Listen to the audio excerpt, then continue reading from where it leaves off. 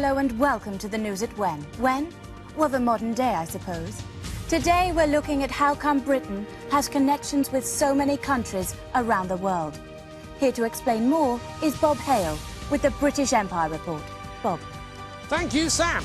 Well, there it is, the world. And right there, in the middle of it, is England. Tiny little country with a big idea to take over everywhere else and become really, really powerful. So, in 1583, a Tudor chap called Humphrey Gilbert lands over here in a newfound land called Newfoundland. He claims it for England, and so the empire begins. Ta-da! Sadly, he doesn't leave anyone there to look after it, and then he dies on the way home. So all in all, it's not a brilliant trip. But England tries again. In Stuart times, back across the Atlantic they go, and this time they claim Canada and the Caribbean, and most importantly, the east coast of America, which means we finally have a British Empire, and everything's going awfully, awfully well.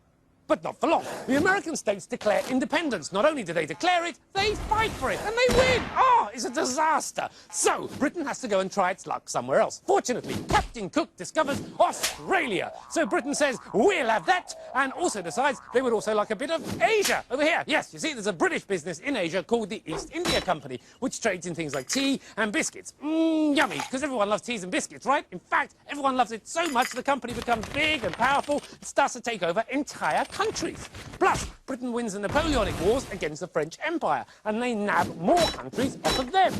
But wait a minute, it seems the Indian people don't like being ruled by a tea company, and who can blame them? They decide to rebel.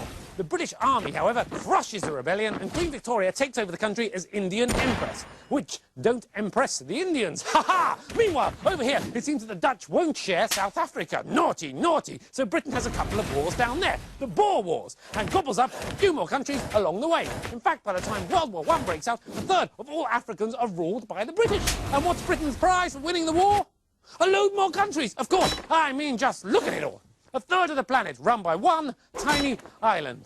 But not for long. First to go are Australia and Canada and Egypt. They demand to be recognised as equal countries, so they're out of the empire. And then the World War II happens. Britain wins, but we're completely broke. Boo! And you can't run an empire without money, especially when the people don't want you there in the first place. So India leaves, and everywhere else isn't far behind. 1948, an island goes. See ya, island. And then it's Sudan. Bye, Sudan. And then it's Cyprus and South Africa and Zanzibar and Malta, then Singapore, then Fiji, then Hong Kong, then the screen goes dead, and then the cat's put out, then the phone's unplugged, the lights go off, the milk gets cancelled, the gas is disconnected, and I have to hand back to Sam.